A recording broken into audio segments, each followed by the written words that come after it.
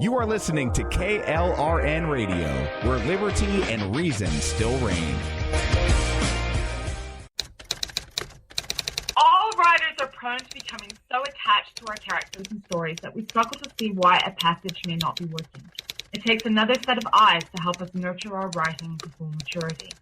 At Black Wolf Editorial Services, we strive to enable writers to develop and grow, shaping stories into masterpieces that can stand the test of time. Editing services are provided for all genres and all age categories. Services range from critiques of the short story through to the line edits of the full-length novel and copy editing for those preparing for publication. We also offer assistance on generating a writer's bio for your website, as well as help with those book blurbs and promotional material. We won't abandon you to the masses. We want to celebrate with you in your successes. Black Wolf Editorial Services, nurturing your writing into maturity. For a full list of services and prices, visit us at blackwolfeditorial.com. Individuals and businesses with tax problems, listen carefully. Do you feel like you're losing control over your finances? If you owe over $10,000 in back taxes or have unfiled tax returns, we can help you take back control. The IRS is the largest and most aggressive collection agency in the world, and they can seize your bank account, garnish your paycheck, close your business, and file criminal charges. Take control of your tax problems now by calling the experts at Tax Mediation Services and take advantage of the Fresh Start program and new laws that may allow us to negotiate a settlement for the lowest amount possible. Our team of tax attorneys and enrolled agents can stop collections and get you protected so you can take control of your financial future. Tax Mediation Services is accredited by the Better Business Bureau. Call now for a free case review and a price protection guaranteed quote. Call Tax Mediation Services now at 800-610-9050. That's 800-610-9050. 800-610-9050. KLRN Radio has advertising rates available. We have rates to fit almost any budget. Contact us at advertising@klrnradio.com.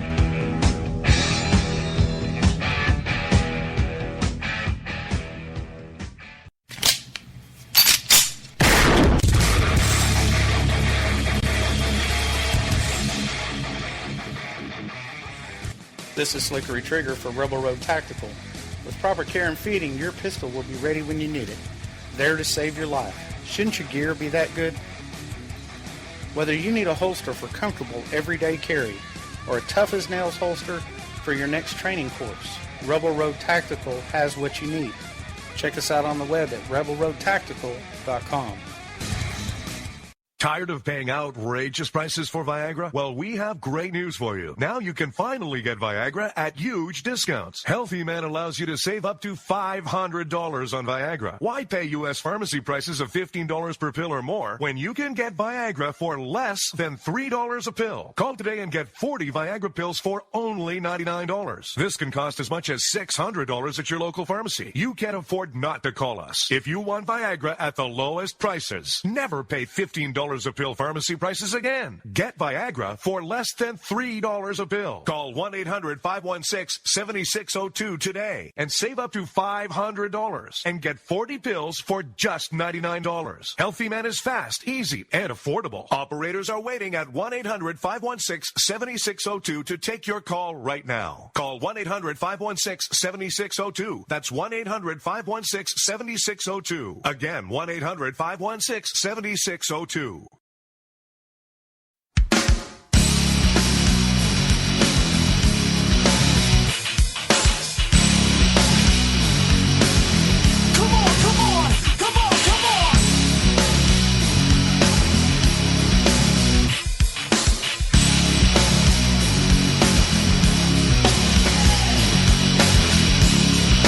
Click, click, boom! I'm coming down on the stereo, hit me on the radio.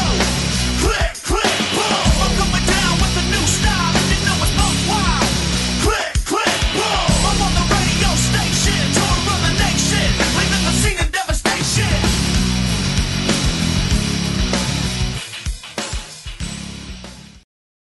All right, happy Friday, folks. This is Vic Robinson, and you are listening to us live on KLNRradio.com. And we are a new show here on Friday nights. As you know, America Off the Rails used to be Monday through Friday. For about the last several weeks, we've had Mr. Dan Wright on here with us as a guest co-host on Fridays. America Off the Rails officially moves to a 3-hour time slot and a day shift time slot on Monday. So we've decided to keep the Friday slot going and actually rename the show and make him a permanent figure around here for as long as he wants to hang out. So we are now officially the Robinson and Wright Show. Good evening, folks. How are you? I'm one half of the crew. You know me. Here's the other guy, Mr. Wright. How are you, sir? Good, Rick. How you doing? I am doing all right, except it's been kind of fun watching the alt-right have a total meltdown today. Just saying. It's, yeah, we were involved in it a little bit there before going on the air. Actually, we were so involved in it, I almost missed my own start of my show. It was so much fun to watch. And the funny thing is, they seem to think they're winning the argument because it's still going. Right. While they're all muted. Oh no! See, there's the kicker, brother. I like to tell people they're muted, then watch them and eat popcorn. See, I tell people they're muted. I have them muted, but I was able to watch it all because I was paying attention to you. Yeah, see, I just enjoyed telling people that they're blocked or muted, and then I pop popcorn and wait for the fireworks. And sure enough, eventually these folks didn't disappoint.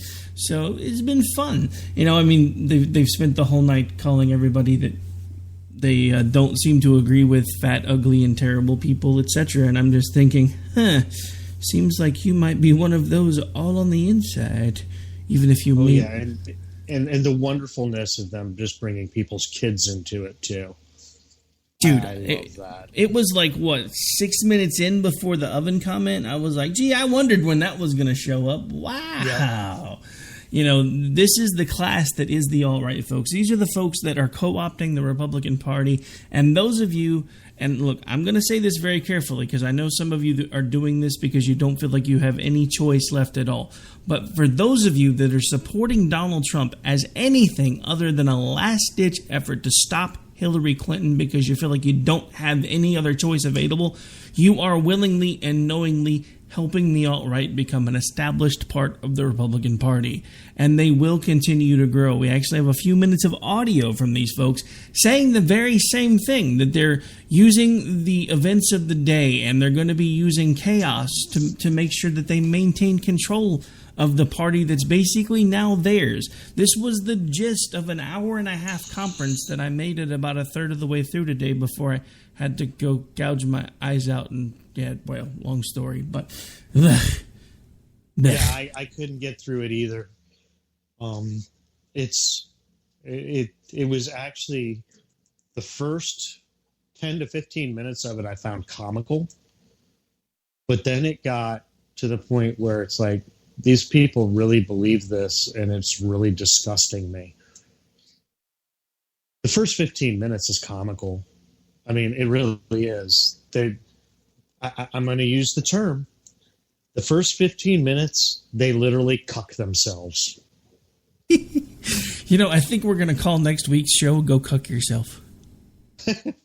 I think we really should do that because by then we'll have more time to take this apart. I'm sure there'll be even more fun stuff in the news because, hey, guess what? You know, everybody's going to vote for Trump, right? He's going to make it big. It's going to be huge, and he's going to draw in people like he's never drawn in before. He's only up by 8 points in Texas. He was up 9 last time I looked. It's 8 now. It's on the way down. It's going the wrong direction. But hey, he's the guy that's going to cross over to all the Democrats, right? Guess what? There weren't very many Reagan Democrats to begin with. And when you've lost 30 to 40% of the Republican Party, you ain't going to make it, Skippy. I don't care how good your math is or how much your math relies on the new Common Core methods. It's not going to happen. No, and the thing is too, it all depends on what polls you look at. Like, you know, I'm kind of a 538 freak. If you look at 538, he's not even up that much in Texas because it's a composite of all the polls, and it's a formula of election composites. It's like 20,000 election composites every morning. He's on 538. He's only up like 4 in Texas. He's up. Most polls have him down 4 here in North Carolina.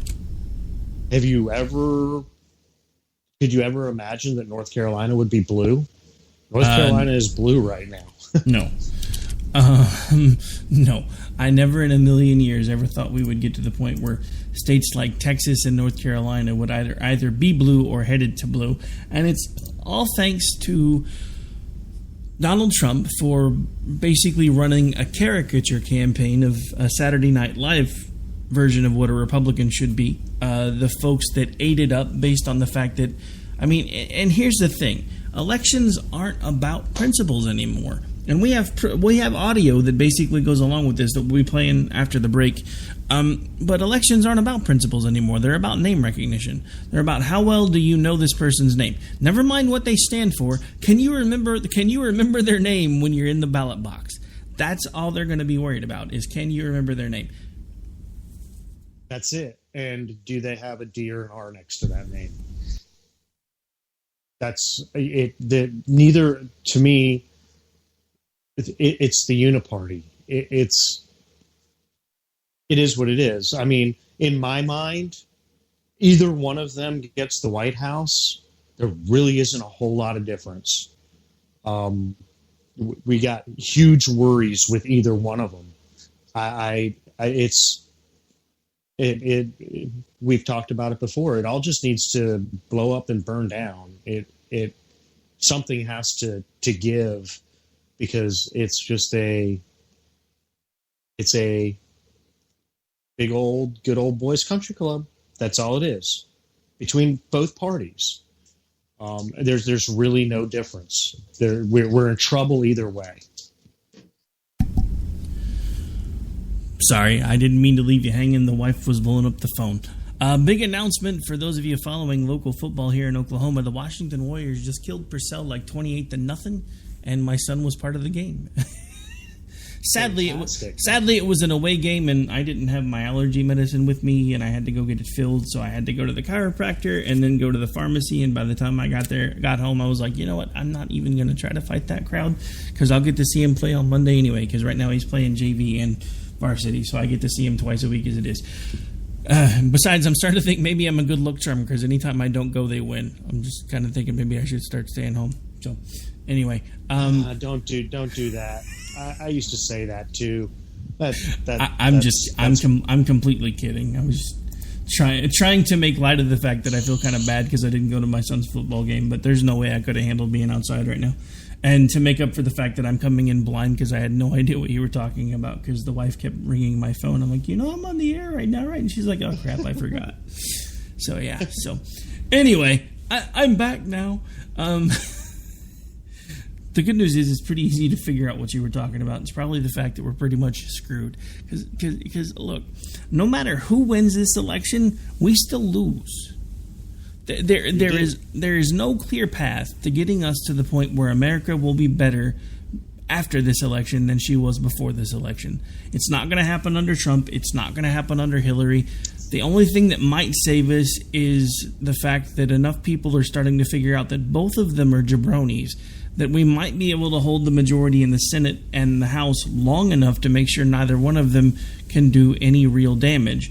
The thing that irritates me about having to say this again is this is the same thing we said both in 2008 and 2012 when we realized we lost because we keep putting up these milquetoast, namby-pamby candidates. And I get people want somebody with a backbone.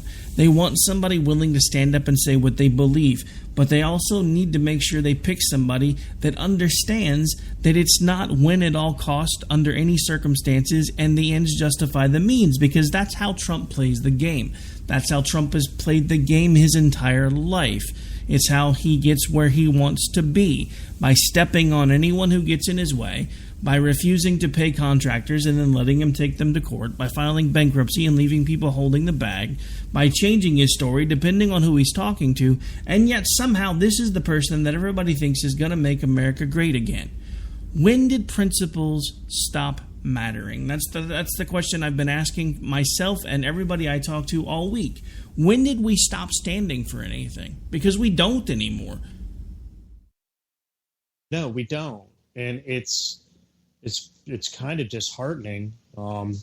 I really think it started. I think it started Bush 1 into Clinton. Now, I really, and George W. And I think his presidency would have been much different if 9/11 hadn't happened. I really put a lot of trust into him, and I think for what he had to deal with, I think he did a good job. But I think it really started with the tail end of Bush 1 into the Clinton administration, where morals definitely went out the window. With Bill, and I don't think Bill was a terrible president for a Democrat. I thought he was okay, but morally, he's a degenerate, and our morals have degenerated since then. Today, I mean, right now, Obama will not sign the 9/11 bill because he doesn't want the families to be able to sue his precious Saudi Arabia. It's passed the House and the Senate, and he won't sign it. I mean, are we going to have a president that actually really does put the country ahead of himself? It's not going to be Trump, and it's not going to be Hillary. I can tell you that right now. They are both complete. I think every president, to a certain extent, is a narcissist. I think you need to be president of the United States, but they are both complete narcissists. They care about themselves before anything, and that's what we're going to end up with. Cares about his personal or her personal agenda ahead of the country, which is what we've had for the last 8 years. And it's interesting that we keep coming back to this, because I've been saying, honestly, from the day that I woke up, and again, just in case we have new listeners, because this is a newly branded show, so I think it's gotten a little bit of attention because we've been talking about it for a while now. I'm not going to lie, folks, and I've said this before, I'm going to say it again. For about the first month and a half, I seriously considered buying a ticket to the Trump train, because I liked the fact that he would go on a stage, say what he meant what he said, and just take everybody apart that stood in his way. But then I realized that all of that was an act. It was all a game. He didn't mean anything that he was saying on that stage, because you could go find time after time after time after time that he said something completely different. He's doing it now today, even in his rallies. He says one thing in one rally, he says another in another, but he knows that if somebody tries to point it out, all he has to do is say, well, the media just hates me, so they're spinning what I say. I actually read a transcript of something that he said in an interview. Actually, I think it was the interview that we were about to make fun of him for, the whole Russian TV thing where he's like bashing America, and all the pro-Trump Republicans are like, yay, if you close your eyes, he sounds like Reagan. No, he sounds like Obama, because that's pretty much what Obama's done for the last 8 years. But he started talking about the media and how they would change what he said, distort what he said, add things in, take things out. How do you add things in when you're recording someone's voice without it sounding completely crappy? Look, everybody knows that there is a natural ebb and flow to a voice.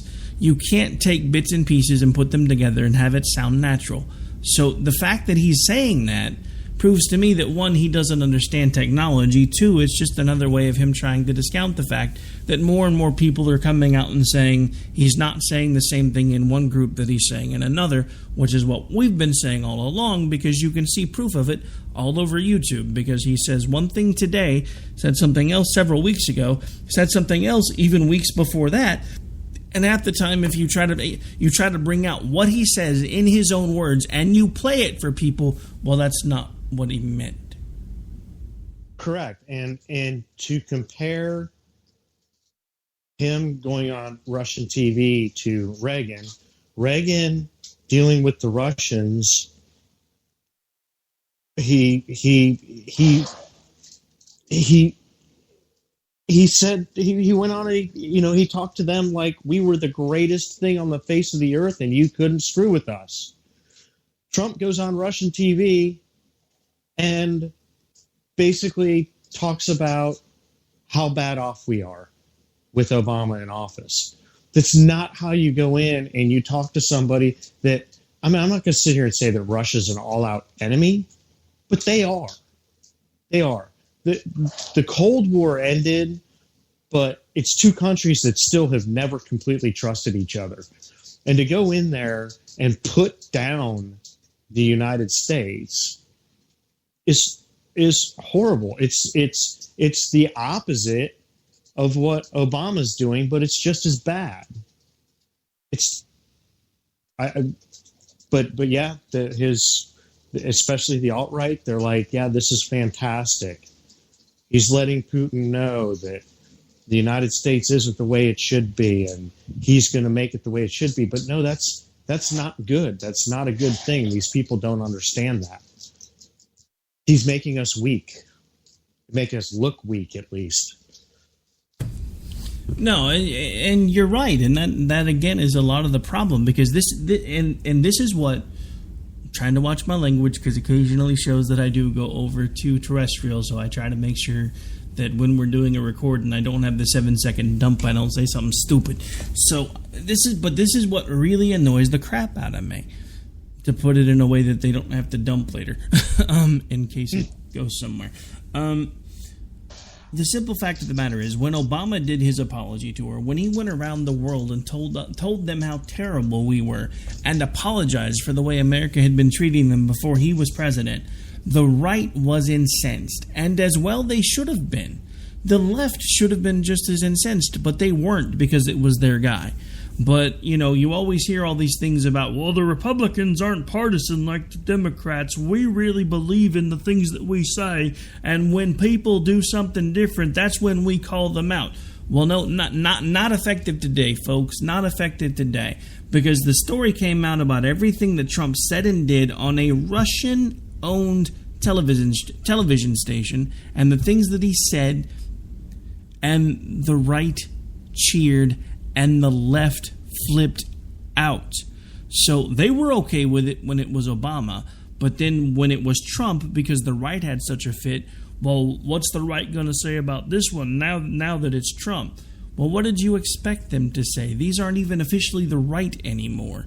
Most of us that were on the right, we're still here. We're just not Republicans any longer. Or we don't even really call ourselves Republicans anymore. We're searching for a completely different label because the Republican Party has been destroyed. It has been eviscerated. There's nothing left of Reagan and Lincoln's party. I don't know what's gonna come up in its place. I'm afraid it's going to be this very dark, very destructive, very angry group at the helm, the alt-right movement, that no matter what they try to tell you about the fact that the Democrats came up with that label. No, the Democrats did not. Google it if you don't believe me. You are being swindled and shammed by a group of people that at its core are anti-Semitic white supremacists. And if you don't believe me, spend 5 minutes on Google Twitter, after you type in the hashtag alt-right in the search bar. You will see... Or just go look at either one of yours or my timelines from about 20 minutes ago. Oh, yeah, I forgot. I am still kind of in the middle of one of those. It's their... I mean, the one account, the name on it is Goebbels. And, I mean, it's... I can't remember the name of the account today, but this account was very pissed off about the presser. It was an alt-right account, and going through saying, oh my God, basically they went on and they exposed us to the media, and now we've got to worry about it. Now all of us that are trenches, now we got to worry about it, and we got to figure this out, and the Jews are going to figure us out and figure out our tactics, but the Avi on the account is Pepe the Frog with a Nazi flag flying behind it. That's the alt-right. They say, oh my God, you called me a Nazi, yet half of the accounts are flying Nazi flags somewhere in the account. Yeah, I mean, exactly. But it's funny that you mentioned Pepe the Frog, because in the clip that we're about to play here in a few minutes when we come back from commercial, he actually mentioned Pepe. I was wondering if he was referring to the frog. I kind of think now he might be.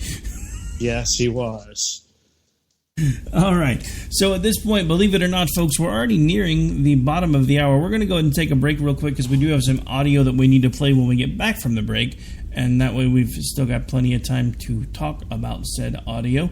You are listening to the newly minted Robinson and Wright show. This is a sneak peek. We'll be back officially live for our first official show next Friday night. But we decided to do this one under the new banner because it was pretty much ready to go. Other than the intro, it's still in progress, which is why all you hear is music right now. But I'm working on it, so we'll be right back.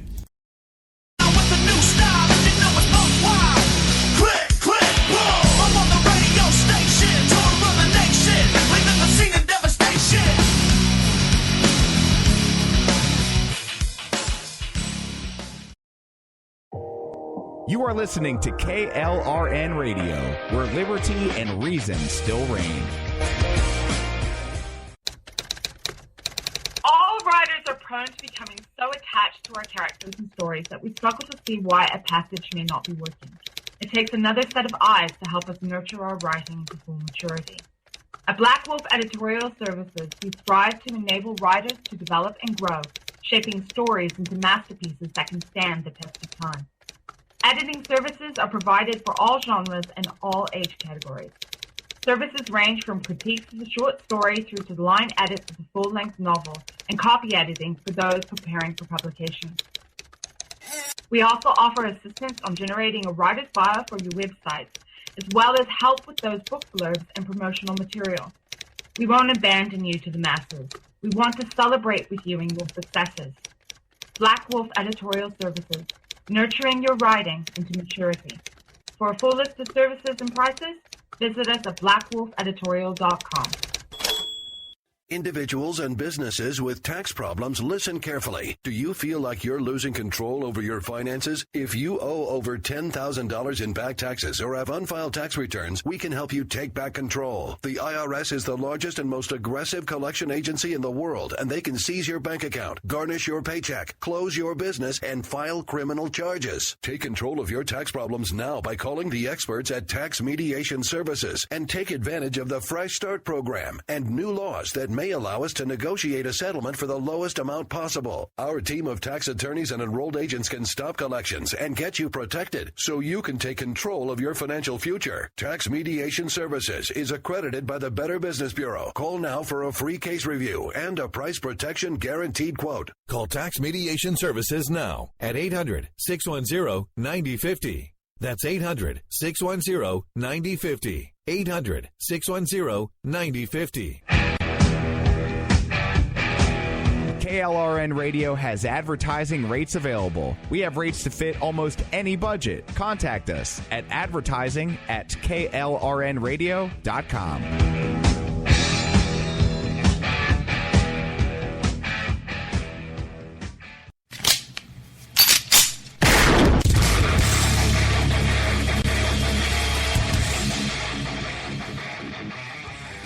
This is Slickery Trigger for Rebel Road Tactical. With proper care and feeding, your pistol will be ready when you need it, there to save your life. Shouldn't your gear be that good? Whether you need a holster for comfortable everyday carry or a tough-as-nails holster for your next training course, Rebel Road Tactical has what you need. Check us out on the web at rebelroadtactical.com. Tired of paying outrageous prices for Viagra? Well, we have great news for you. Now you can finally get Viagra at huge discounts. Healthy Man allows you to save up to $500 on Viagra. Why pay U.S. pharmacy prices of $15 per pill or more when you can get Viagra for less than $3 a pill? Call today and get 40 Viagra pills for only $99. This can cost as much as $600 at your local pharmacy. You can't afford not to call us. If you want Viagra at the lowest prices, never pay $15 $3 a pill pharmacy prices again. Get Viagra for less than $3 a pill. Call 1-800-516-7602 today and save up to $500 and get 40 pills for just $99. Healthy Man is fast, easy, and affordable. Operators are waiting at 1-800-516-7602 to take your call right now. Call 1-800-516-7602. That's 1-800-516-7602. Again, 1-800-516-7602.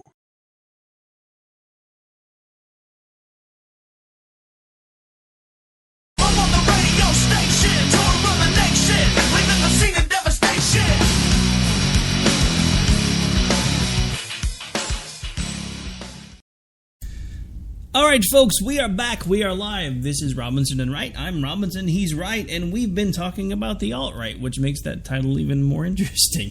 Now, the interesting thing about the alt-right is they had a presser today. And the alt-right rank and file are completely freaking out about said presser today.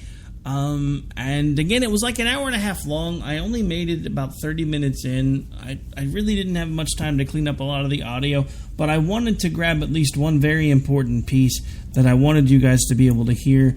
And who knows, as I continue to break this apart, what I may wind up doing is cleaning up the audio a little bit more and turning it into YouTube videos and putting it on the KLRN YouTube channel, so that way you guys can go in and kind of pick it apart on your own and it's not an hour and a half long. But who knows, it's not like I have tons of time to sit around editing audio, so I'm not sure if I'll get it done, but I'm going to give it a shot. But anyway, so here's the first part of the speech that I found pretty interesting.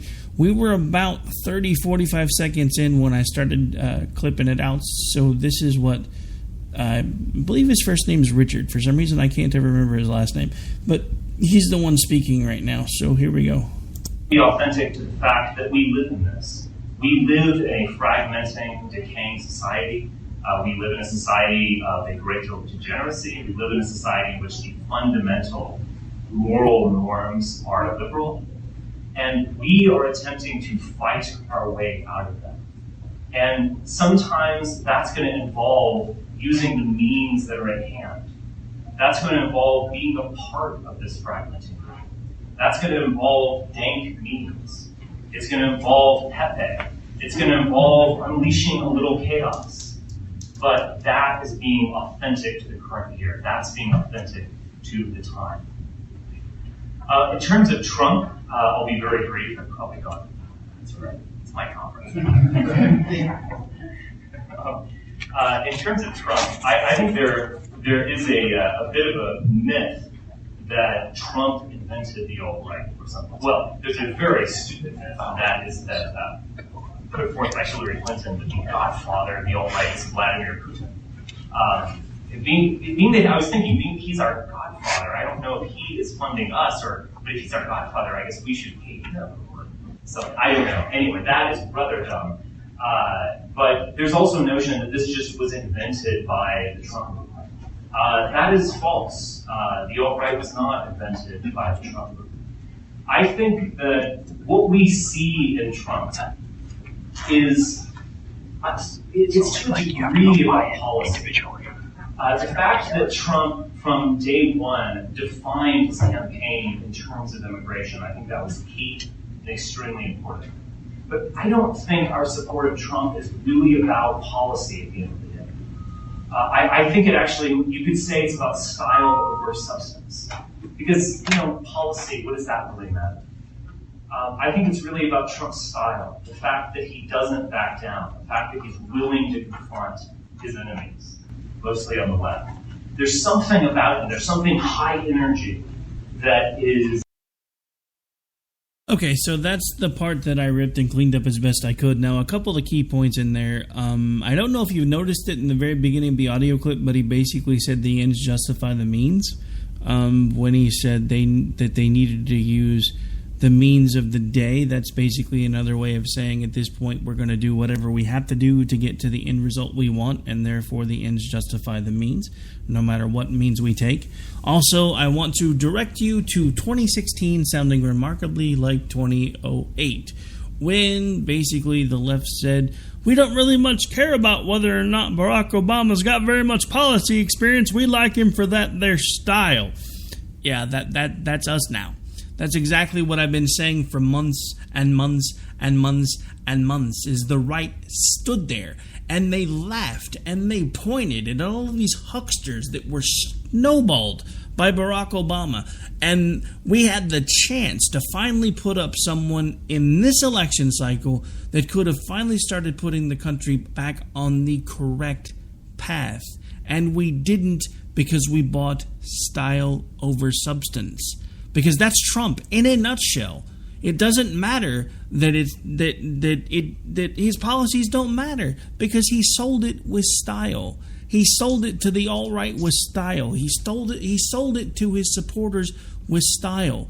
And for the ones that didn't buy the style, they got the hammer, because he pounded and he pounded and he pounded and he lied and he lied and he lied some more, and then he pounded some more until they submitted. He basically ran his entire book as his campaign cycle.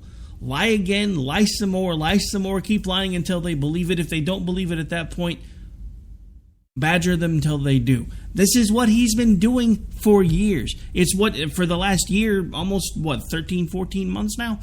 And that's the funny thing, because in the very beginning, everybody kept asking me, well, Rick, have you read his book? How do you know what he's really trying to do, Rick? Have you read his book? Yes, as a matter of fact, I've read his damn book.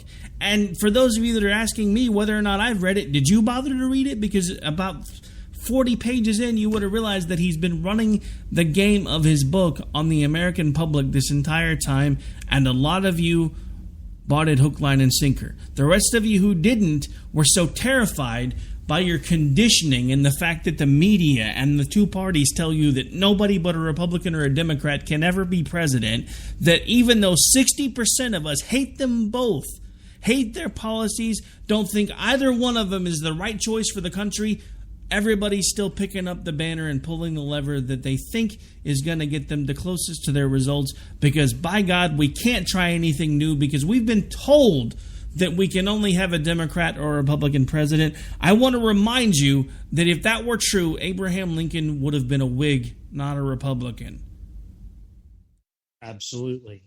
And if you look at things right now, that I am encouraged by the fact that, we got, I don't know exactly how I feel about McMullen. I really don't. But man, the guy's got himself on the ballot in 21 states right now. That to me is encouraging. He's not my guy. You know who my guy is. My guy was knocked out in the Libertarian Party convention. But it's encouraging to me that somebody will at least go out and put together, and I won't even say he went out. I would say somebody probably got him to go out, and it's the organization behind him. But for them to put something together this late in the game and get somebody on the ballot in 21 states, I find that very encouraging. I think there's enough people out there that are actually maybe starting to wake up. And they need to. A lot more people need to wake up. Yeah, but here's the thing that concerns me, because I've seen it happening more and more. I honestly thought that at some point, Never Trump might actually have a chance if we held on long enough to prove that this man is not who he says he is, that he's nothing but a charlatan, he's a liar, he's a fraud, he's been running a game since day one. But more and more of the prominent folks within the Never Trump movement are abandoning it. Now, I understand from a lot of folks that I've been talking to that they feel like it was one of those things where some folks kind of thought maybe the Never Trump movement was a way to gain some ground, build up some press, kind of like the Trump movement was for a lot of folks. And I have to say, I'm getting really tired of hearing that on all sides, because the sad thing is it's probably the truth. I'm tired of people hitching their wagon to something, just hoping that it's going to be what takes them just that one step further, instead of actually standing up for something. Think about this for a second. We are talking about, and this is going to be a drastic comparison, but this is just to kind of give you an overall comparison of where I feel that we are right now. In this election cycle, we are facing the same equivalent that they were facing at the fort that was being fired on during the Revolutionary War. That the popular myth is that our Star-Spangled Banner national anthem was based on the aftermath of that fight and the fact that it was never allowed to touch the ground because they didn't ever give up. They stood up because there was an offer on the table, and they knew there were overwhelming odds. But the British commander said, if you pull down your newly minted flag and you raise the British Union Jack, we will spare your lives. They had a choice. They could have backed down. They could have made the safe choice for the moment and saved their lives. But they didn't. And because they didn't, we're where we are today. And no, we're not doing it with gun and powder and knives and explosives, but we are still waging a war right now, a war of ideology. And we have too many people that are rolling over and saying, well, this is harder than I thought it was going to be. I don't think I can stand for this anymore. I'm just afraid that one or the other is going to win, so I'm going to have to pick a side. Look, folks, I understand this because I have friends that are on both sides of it. They all look at me like they're crazy because I have friends that think Trump's completely crazy, that are voting for Hillary because they don't think they have a choice. Of course, most of them are liberals. Then I have other friends that are like, oh my God, Hillary can never become president because look at all the evil, terrible things that she's done, so I have to vote for Trump even though he's just as bad. When you know in your heart that neither choice is the right choice, what do? Do you pull the lever anyway, or do you stand up and try to make a difference even if you fail? Because nobody that fought in that battle, in that fort, that never let that flag touch the ground, they didn't know how that battle was going to end. Their ending was not assured to them, but they knew in their hearts that they could not stop.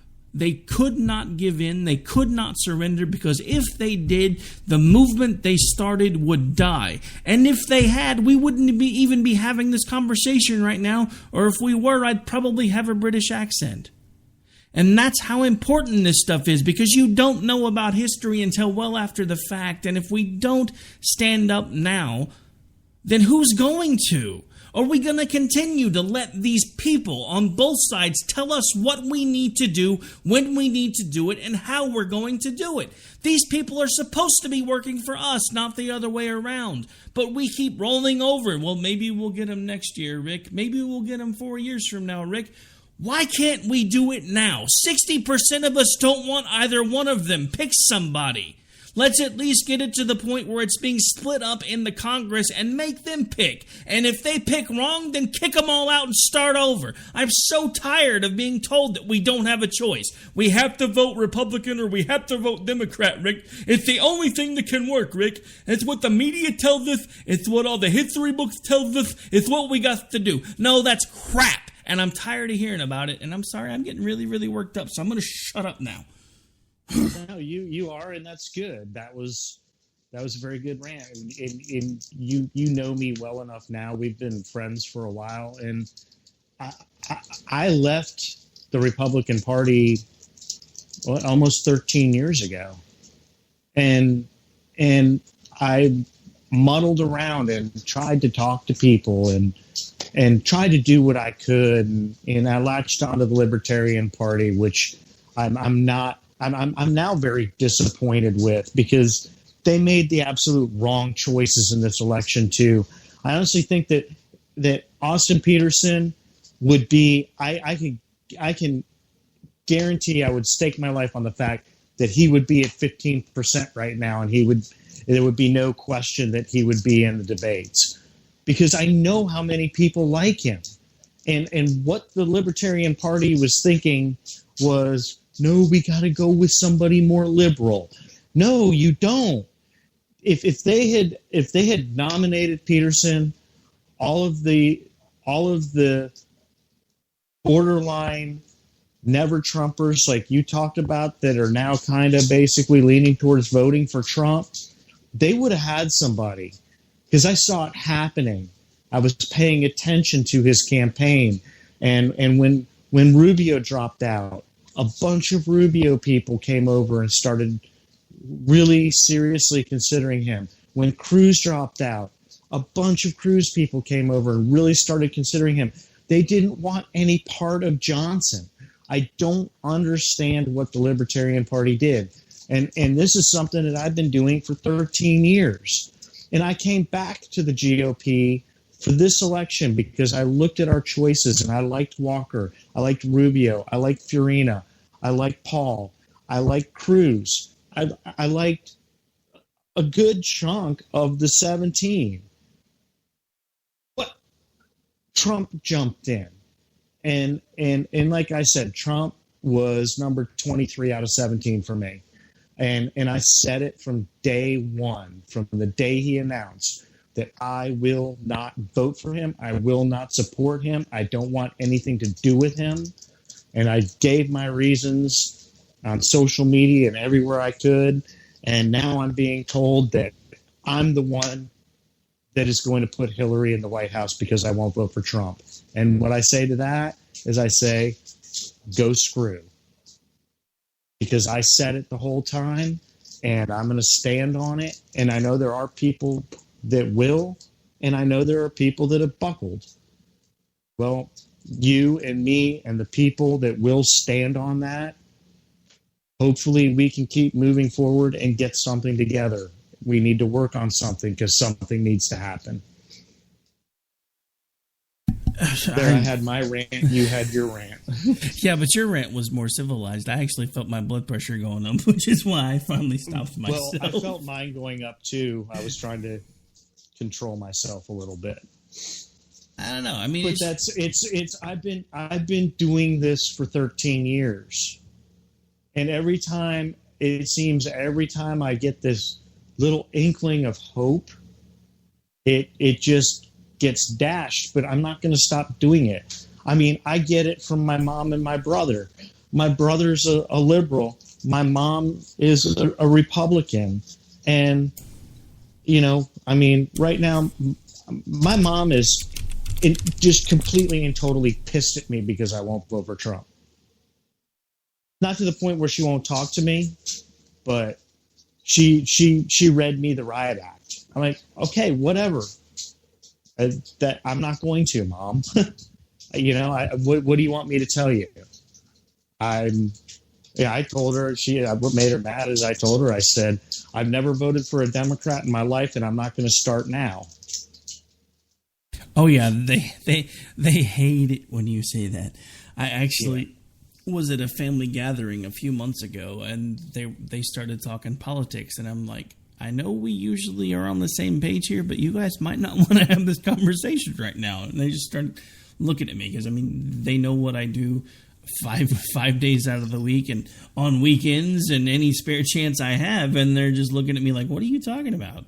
It's like, if you're going to start telling me, and I just told them, I said, if you're going to start talking about how you think Trump is the best option and you really don't feel like you have a choice but to vote for Trump, I just don't really think we need to have this conversation right now because I don't want to own my family in the middle of a dinner because I will take your arguments and I will tear them apart because you know what I do 8-9 times a week. I have taken everything that has been said by both of them apart. I've put it back together. I've flipped it sideways. I've turned it upside down. And the simple fact of the matter is, the part that nobody wants to face, is they are both damn liars. You can't call one a liar without acknowledging that the other's a liar. But that's where we are now. Because principles don't matter. Style matters. Substance matters. Look at most of the things. With everything that we know about Hillary Clinton, look at the way they attack her. Oh, she looks old. She looks tired. She's having a coughing fit. She's sick. Because it's not about substance anymore. It's about style. Trump has the ability to put on a show, and the people are mesmerized by his show. It's no different than what I started saying as soon as I realized what he was doing. He's running a 3-ring circus, and he's keeping you looking from one ring to the second ring to the middle ring, and then if something goes wrong in one of them, he quickly hastens your attention to the other one.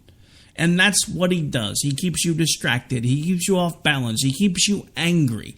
Because that's how he keeps you focused. He has tapped into a deep-seated dark anger within this nation that everybody hoped was gone, but in our hearts we knew We really did, because we've been talking about it for a while. That if this country ever went in the direction we're headed now, and when as dark as it looks like we are going to go, we are going to make Nazi Germany look like a pack of Girl Scouts. And you can see it happening on social media today. People that used to be friends, that used to stand shoulder to shoulder with one another, that are now turning on each other because one of them is saying crazy things about the Jews. And the other people are looking at them going, dude, we fought a war over this crap. We're not doing this again. Well, you're a damn liberal. No, I'm not. I'm somebody who understands that we've already done this. We don't need to do this again. That does not make me a liberal. And it's because we are seriously on the verge of an ideological civil war. In between the fact that we have this white group that's all of a sudden feeling threatened because of folks like Black Lives Matter, we have the black groups that are now calling for their own segregation, which sickens me, by the way. All of the people that have fought and died to give them the freedoms that they have, and now for their own safety, they're starting to segregate themselves again.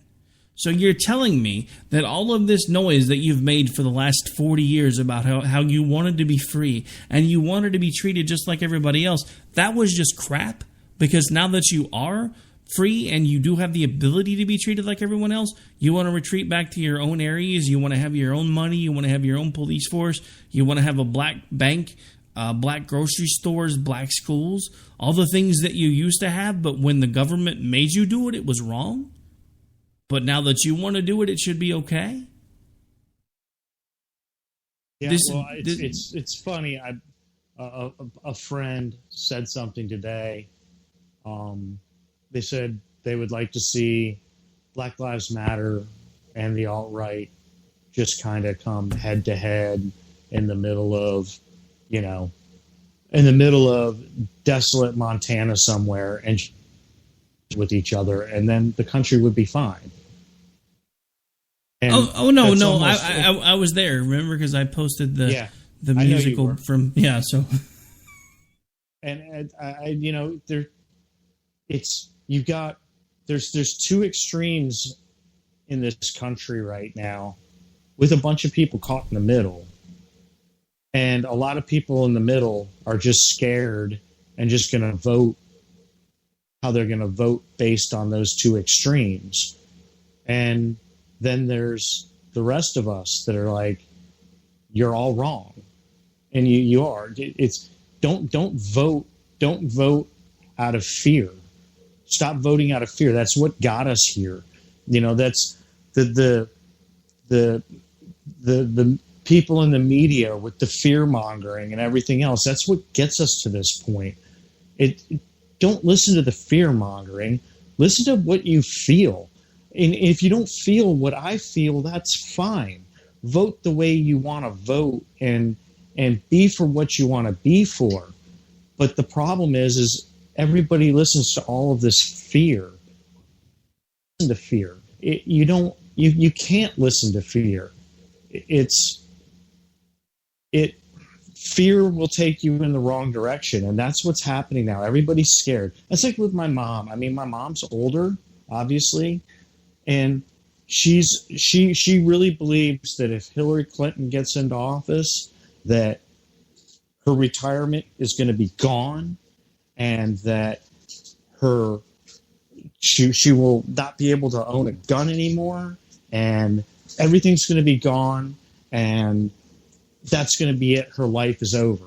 That's literally how she talks. But Trump is going to save it all. That's not how it works. It's not how it works. But I mean, I understand it with my mom. But like I said, I literally almost got to the point where I was just going to tell my mom, okay, fine, I'll vote for Trump, just to calm her down. But I can't even do that because then I'm lying to my mom. I don't know. I'm sure in your life you could come up with at least a handful of times you've lied to your mom. This might be one of those times you need to just go ahead and do it.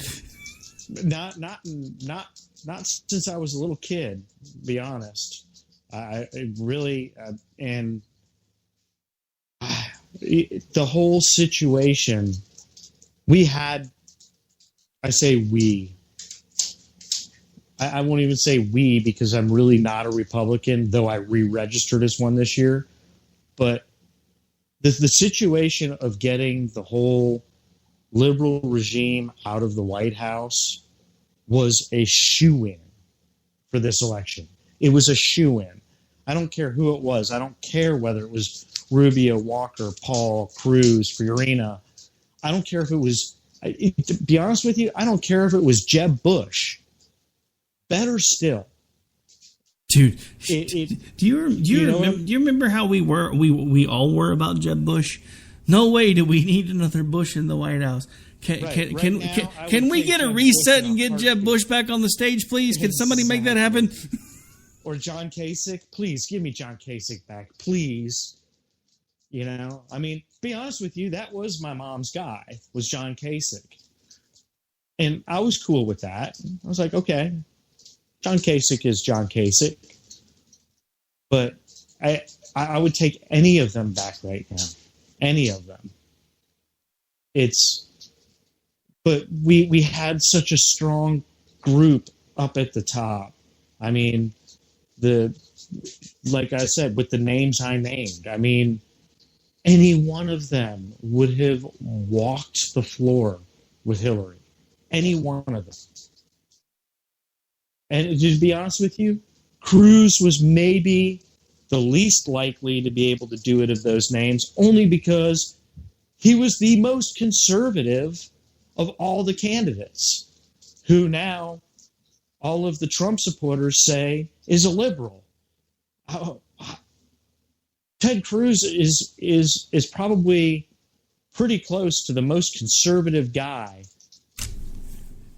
in the Republican Party. The most conservative. And they're calling him a liberal while supporting Trump, who's a Democrat. It's bizarro world.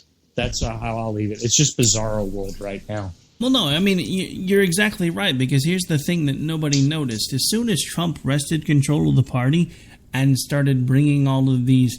I mean, dude, look at the people that are surrounding him right now. Remember when he said he only hires the best people? He's got Ailes, who is facing lawsuit after lawsuit after lawsuit and settling lawsuit after lawsuit after lawsuit. He's got Bannon, which has basically turned Breitbart into the Trump cheerleading squad, which is really, really scary. Who is also, by the way, a self-proclaimed Leninist. He's not even conservative. I was just going to say that. Took the words right out of my mouth. A self-proclaimed Leninist.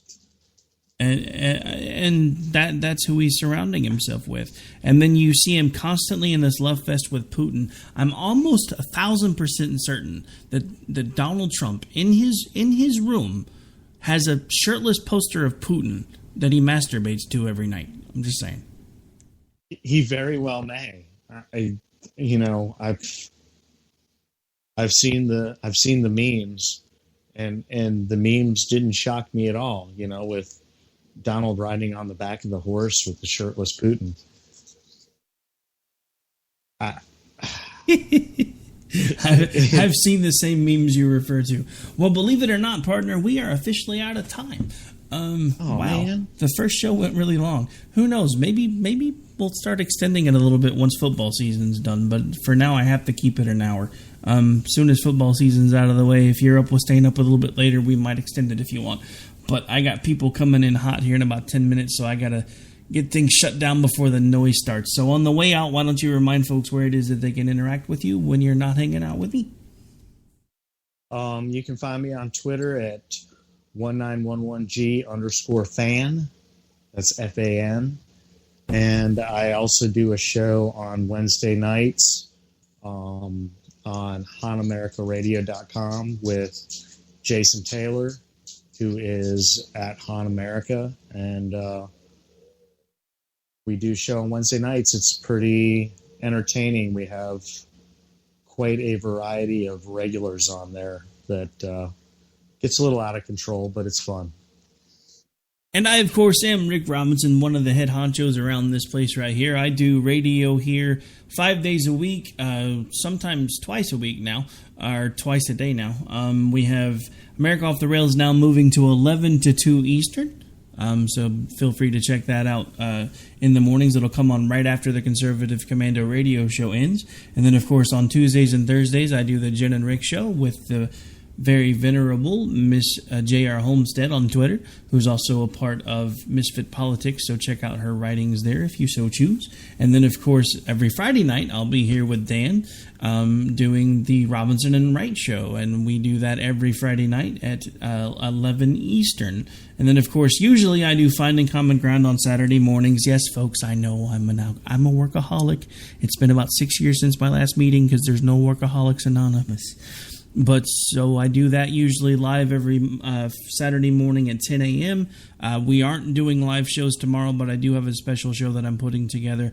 Miss Bella Blue, who did a couple of shows with me as a guest co-host way back in the day when Finding Common Ground first started, actually came and sat down with me last night. So we'll be mixing some of that into a new show for tomorrow morning. And then, of course, there's the Twitters, which is AOTR_host. There's also the email, which is Rick at K98. See, I almost did it again. Rick at KLRNradio.com or Ricky at the SparkRadioNetwork.com. And then, of course, you can also check out my writings currently on American Action News, and hoping to expand that soon, but hopefully I'll get some good news about that. And on that note, folks, we are on the way out the door. Want to thank everybody who tuned in for the special sneak preview of the Robinson and Wright Show. We'll be back with you officially starting next week. Take care, God bless, and if you're alt-right, just turn it off. We don't care.